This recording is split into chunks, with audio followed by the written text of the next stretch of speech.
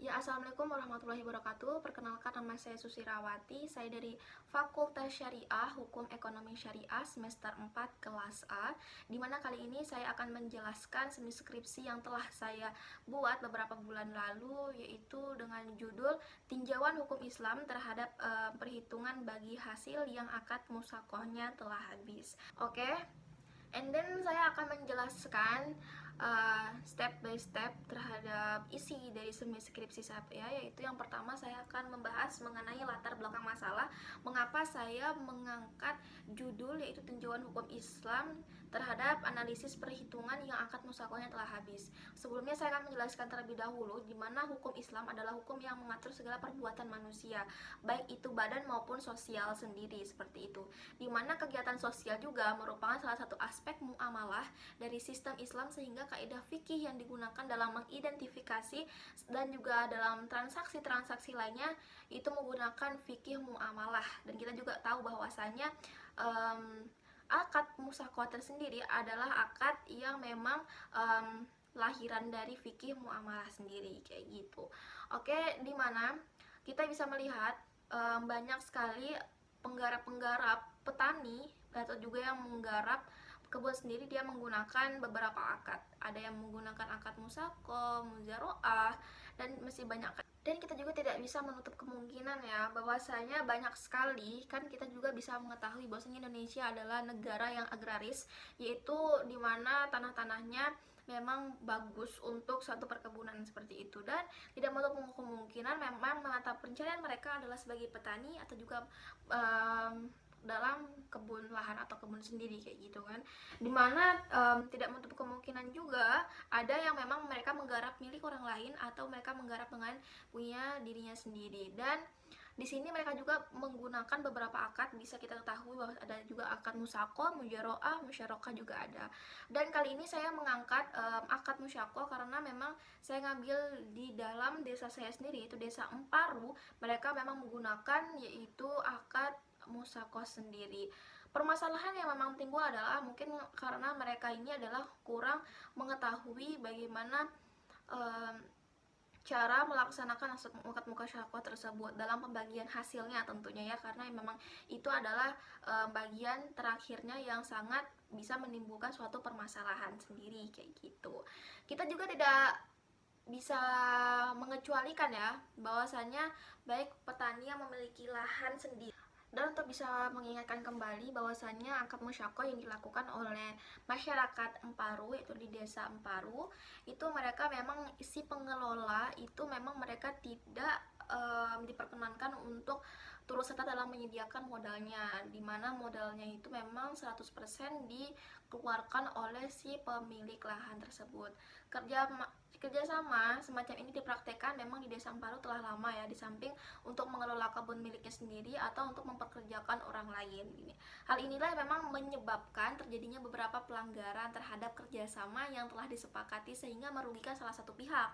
Memang kalau misalnya udah merugikan salah satu pihak, otomatis inilah yang akan menimbulkan satu permasalahan kan, dimana pembagian hasil menurut kebiasaan setempat itu ada yang membaginya itu lu bagi 1/2, ada yang 1/3, atau bahkan ada yang 1/5, jadi bermacam-macam kayak gitu kan. Sistem yang dipakai dari petani penduduk semacam yang bermacam-macam tersebut sesuai dengan kondisi adat setempat. Jadi ada beberapa yang memang menggunakan 1/2 atau 1/3 atau bahkan 1/5 kayak gitu. Jadi ada yang mengelola sendiri, ada juga yang bekerja sama untuk mengelola dengan sistem bagi hasilnya tersebut. Jadi inilah yang menyebabkan suatu permasalahan dan diangkatnya suatu judul tinjauan hukum Islam mengenai analisis metode perhitungan bagi hasil yang akad musakohnya telah habis. Oke, latar masalahnya udah kita bahas ya, bahkan kita akan lanjut ke rumusan permasalahan, dimana rumusan permasalahan yang telah saya siapkan adalah yang pertama adalah bagaimana praktek sistem musakoh antara pemilik kebun dan penggarap di desa Emparu. Dan yang kedua adalah bagaimana tinjauan hukum Islam terhadap pelaksanaan musyakoh antara pemilik kebun dan penyadap di desa Emparu yang akadnya telah habis. Oke. di mana tujuan atau manfaat dari penelitian ini adalah yang pertama untuk mengetahui praktek sistem musyawarah antara pemilik kebun dan juga dalam penggarap atau pengelola kebun di desa Amparo sendiri. Dan yang kedua adalah untuk mengetahui tinjauan hukum Islam, karena tinjauan hukum Islam adalah yang paling dasar sendiri harus kita ketahui ya, terhadap pelaksanaan musyawarah antara pemilik kebun dan penggarap di desa Amparo yang akadnya telah habis. Oke. Baik, kalau misalnya kita lihat lagi penelitian ini bermanfaat, ada juga bermanfaat untuk masyarakat, karena untuk apa? Diharapkan dapat memberikan sumbangan pada masyarakat desa Amparo tentang bagi hasil yang islami, sehingga praktek bagi hasil ini betul-betul merupakan perbuatan yang bersifat saling membantu antara manusia satu dan manusia yang lainnya, dan tidak ada dasar yang dirugikan. Baik, sebelum kita memasuki isi teori pembahasan, sebelumnya saya akan menjelaskan terlebih dahulu metode penelitian yang saya gunakan dalam penelitian semi skripsi ini. Yang pertama adalah jenis penelitian, yaitu menggunakan jenis lapangan, di mana dimaksud untuk menjelaskan jenis atau macam-macam penelitian dipergunakan dalam penelitian ini. Jenis penelitian dapat mengambil banyak nama tergantung referensi yang digunakan, tapi kita bisa melihat bahwasanya kalau misalnya di lapangan lebih terjun melihat prakteknya seperti apa dan bagaimana cara mereka melakukan praktek akad musyawarah tersebut.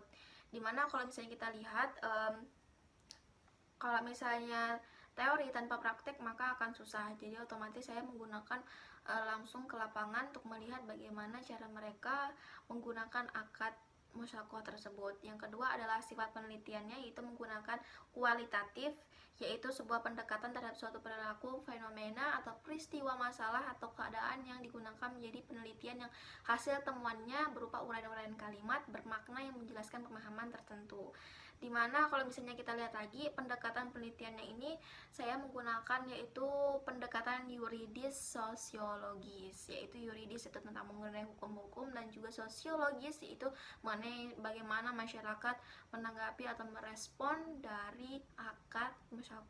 Oke, next kita akan membahas titik utama atau pokok yang akan kita bahas, yaitu mengenai kajian teori. Yaitu sebelumnya saya akan membahas pertama adalah pengertian dari musyawarah tersendiri. Jadi menurut bahasa, musyawarah itu diambil dari kata al-sokoh, yaitu seseorang bekerja pada pohon tamar atau anggur untuk mengurusnya, seperti itu, atau pohon-pohon yang lainnya mendatangkan kemaslahatan atau mendapatkan bagian tertentu dari hasil yang diurus sebagai imbalan, seperti itu. Jadi memang mereka ini bekerja untuk mendapatkan suatu imbalan dari hasil yang telah mereka dapatkan. Oke, itu menurut bahasa. Dan yang kedua adalah menurut terminologinya, musyawarah adalah akad untuk pemeliharaan tanaman atau pertanian dan yang lainnya dengan syarat-syarat tertentu. Jadi mungkin dalam bahasa sendiri adalah mereka ini memelihara tanaman dengan syarat-syarat yang memang telah ditentukan di saat ada akad di awalnya tersebut, kayak gitu. Masih sama, akad dan qabul pasti akan terus beriringan apabila ada suatu akad yang akan dilahirkan, kayak gitu. Dimana akad dalam syariat sendiri adalah suatu penyerahan pohon kepada orang yang akan mengairi dan atau merawatnya sebagai buah atau yang memang sampai benar-benar matang dengan imbalan bagian tertentu dari buah tersebut. Ya sama saja kalau misalnya kita ini memberikan bibit kepada si penggarap agar bibit tersebut bisa tumbuh besar, dan nanti kalau misalnya telah bisa menghasilkan suatu misalnya uang yang dijual, atau misalnya buah yang memang benar-benar udah matang, itu bisa hasilnya dibagi menjadi berapa yang telah mereka sepakati. Karena memang kalau misalnya kita lihat ada beberapa pendapat yang memang ada yang menyebutkan ada yang dibagi menjadi 1/2, 1/3, bahkan 1/5 kayak gitu ya, sesuai dengan akad yang sebelumnya mereka buat. Oke, yang kedua kita akan membahas mengenai hukum musyawarah, dimana kalau misalnya kita melakukan sesuatu maka kita juga harus mengetahui hukum Islamnya seperti apa. Apakah ini memang udah halal, udah real halal apa, atau memang masih abal-abalan kayak gitu kan. Dan alhamdulillahnya ya, hukum musyawarah ini adalah hukum yang bisa menentukan keabsahan akan musyawarah dari segi syaraknya, dimana terdapat perbedaan ulama fikih nih. Namun di sini kita juga bisa melihat dari pendapat Imam Abu Hanifah dan juga Zufar ibnu Huzail, mereka berpendirian bahwasanya akad musyawarah dengan ketentuan petani penggarap mendapatkan sebagian hasil kerjasama ini adalah adalah tidak sah, karena musakoh seperti ini termasuk mengupah seseorang dengan imbalan sebagian hasil yang akan dipanen dari kebun itu. Itu adalah pendapat yang mengatakan bahwasanya kerjasama ini tidak sah ya. Itu beberapa ulama, karena memang beberapa ulama juga mengatakan ada yang sah, ada juga yang tidak sah kayak gitu. Tapi ada juga yang didasarkan atas ijma atau kesepakatan para ulama ya, karena sudah merupakan suatu transaksi yang amat dibutuhkan oleh umat, karena kan ini memang menguntungkan kedua belah pihak kan, yang dimana si penggarap ini mendapatkan keuntungan, dia mendapatkan pekerjaan, yang memiliki kebun sendiri dia juga mendapatkan manfaat, karena memang dia ini mendapatkan bantuan untuk bisa mengatur atau ya mengurus dari lahan dia sendiri kayak gitu. Menurut ijma atau kesepakatan para ulama, karena sudah merupakan suatu transaksi yang amat dibutuhkan oleh umat, kebutuhan hidup sehari-hari sebagai bentuk sosial antara sesama manusia dengan jalan memberi pekerjaan kepada mereka yang kurang mampu. Hal ini memang sudah diatur di dalam Quran surah Al-Maidah ayat 2 dan itu diperbolehkan, di mana ayat itu menjelaskan tentang perintah Allah kepada hamba-hambanya yang beriman untuk saling tolong-menolong dalam perbuatan baik dan juga meninggalkan kemungkaran. Dan kita bisa melihat sendiri bahwasanya dalam akad tersendiri, diri sendiri adalah untuk membantu antara manusia satu dan manusia yang lainnya kayak gitu kan. Dengan wujud ini maka diperbolehkan akad musakohnya ya. Memang ya ada beberapa sih yang menggunakan ada juga enggak, karena alasan-alasan mereka sendiri gitu kan. Tapi kan kalau kita juga udah mengetahui hukumnya seperti apa, ya setelah kita mau menggunakannya yang mana kayak gitu kan. Oke, seperti akad-akad yang lainnya ya, bahwasanya akad musakoh sendiri masih juga memiliki rukun dan juga syarat tersendiri, dimana kita juga harus mengetahui apa rukun-rukunnya dan juga apa syarat-syaratnya sendiri. Yang pertama kita akan membahas mengenai rukun dari musyakoh sendiri, itu ada 3. Ini merupakan atau pandangan dari jumhur ulama. Yang pertama adalah pemilik kebun dan penggarap. Ada pemilik dan juga penggarap, itu harus jelas. Oke. Yang kedua adalah objeknya. Objeknya tuh apa yang akan digarap, misalnya tuh pohon apa yang akan ditanam kayak gitu kan, jadi hasilnya juga nanti bakalan jelas. Yang ketiga adalah ijab dan kabulnya, itu juga harus dijelaskan kayak gitu. Jadi harus ada kesepakatan antara keduanya. Kalau misalnya dari awal memang udah nggak jelas, percuma untuk dilakukan, karena akhirnya akan menimbulkan suatu permasalahan kayak gitu. Ya kita sih untuk mengantisipasi adanya suatu permasalahan tersebut, yaitu dengan menggunakan ijab dan kabul. Ya kalau misalnya bisa, jangan hanya untuk dengan ucapan saja ya, bisa juga harus dengan ada tanda-tanda, misalnya dengan persetujuan atau kesepakatan antara satu dan lainnya seperti itu. Oke, selanjutnya kita akan membahas mengenai syarat musyakoh sendiri. Tadi kan udah membahas tentang rukun. Yang kedua kita akan membahas tentang syaratnya. Yang pertama adalah ahli dalam akad. Maksudnya ahli dalam akad ini adalah orang yang memang udah dewasa.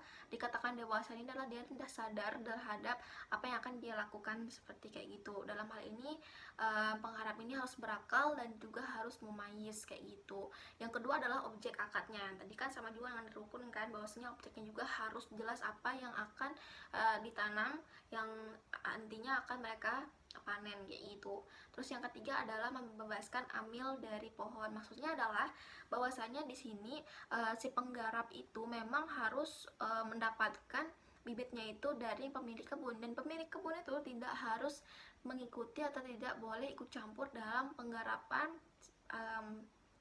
lahan tersebut. Jadi harus dipercayakan kepada si penggarap seperti itu.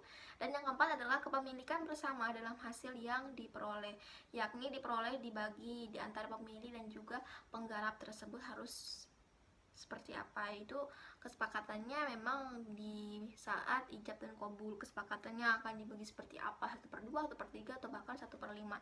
Itu ya harus memang jelas dari awalnya seperti itu. Lanjut, kita juga akan mengetahui bagaimana sih cara untuk berakhirnya akad musakoh sendiri.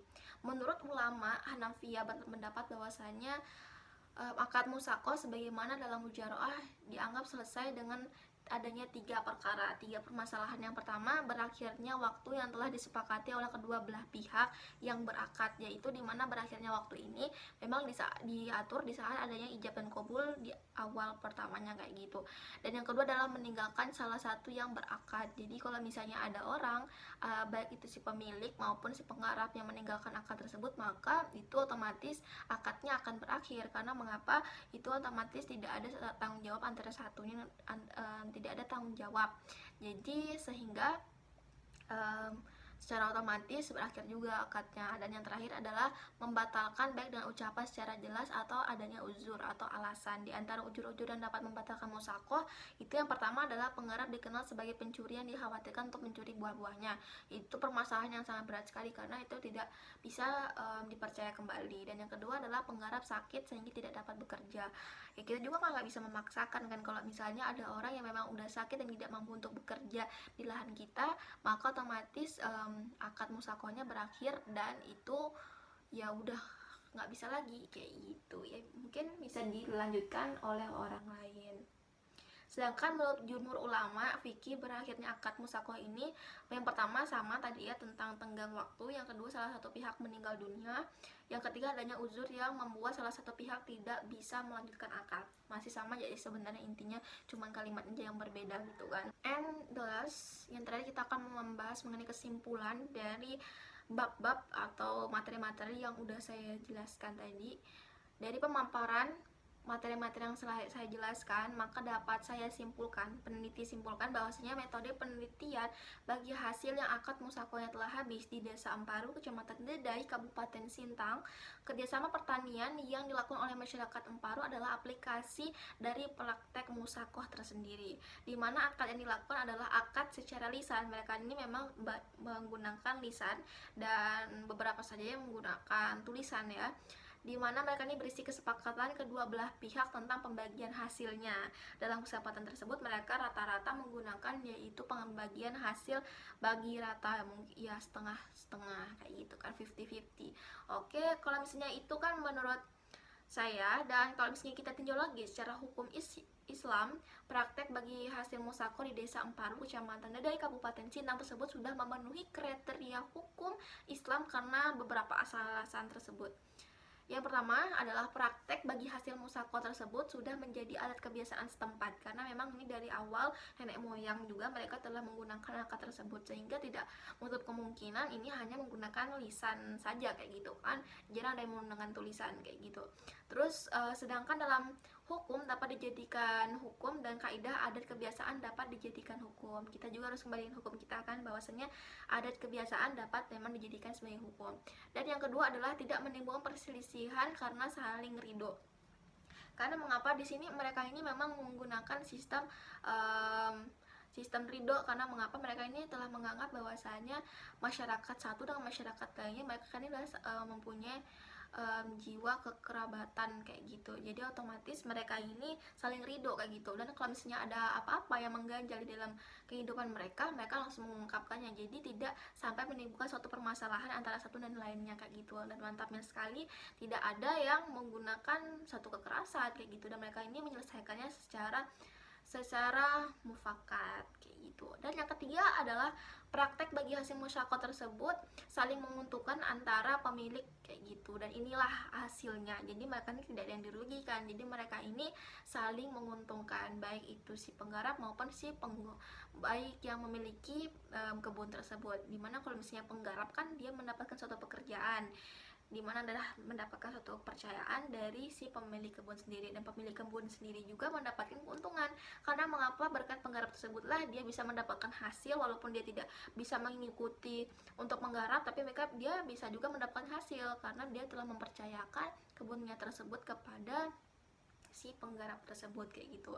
Dari kesimpulan di atas sendiri, maka praktek bagi hasil musyakoh yang dilakukan oleh masyarakat Amparu, Kecamatan Dedai, Kabupaten Sintang ditinjau secara hukum Islam adalah sudah sesuai. Oke, sebelumnya untuk mengakhiri dari presentasi saya ini, saya akan memberikan suatu saran-saran terhadap si pemilik maupun dari si penggarap kebun tersebut. Pertama, sebaiknya sebelum melakukan suatu akad perjanjian, kita ini juga harus mengikuti suatu zaman kita, yaitu zaman modern, yaitu adanya surat perjanjian yang tertulis serta ada saksi tersendiri. Kita kan juga tidak bisa menutup kemungkinan akan adanya suatu permasalahan kan ke depannya, agar dapat dijadikan pedoman dalam melaksanakan tugasnya masing-masing orang yang bersangkutan, baik si penggarap maupun si pemilik kayak gitu. Jadi kan misalnya kita bisa lihat bahwasanya si yang menggunakan akad musyawarah tersebut di desa Amparo memang mereka menggunakan lisan.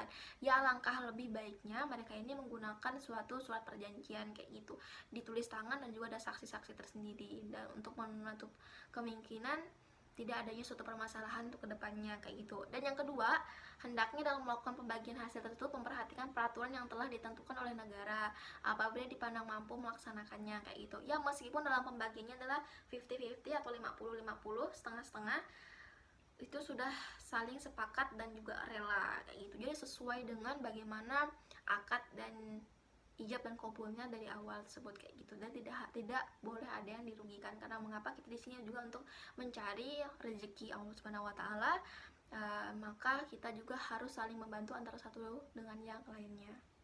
Baik, setelah saya jelaskan mengenai latar belakang, rumusan masalah, dan juga tujuan penelitian yang saya telah laksanakan, dan juga sifat penelitian yang saya pilih, dan juga teori-teori yang telah saya sampaikan panjang lebar, dan yang terakhir adalah kesimpulan dan juga sekaligus saran yang telah saya berikan, maka kali ini saya undur diri. Mohon maaf apabila banyak kekurangan kata maupun banyak kekurangan ilmu, karena di sini juga kita sama-sama belajar. Mohon maaf. Dan sebelumnya saya terima kasih kepada dosen pengampu saya, yaitu Pak Komaruzaman. Terima kasih atas ilmunya, semoga sehat selalu dan juga selalu dalam lindungan Allah Subhanahu wa taala. Oke, dari itu saya undur diri. Wassalamualaikum warahmatullahi wabarakatuh.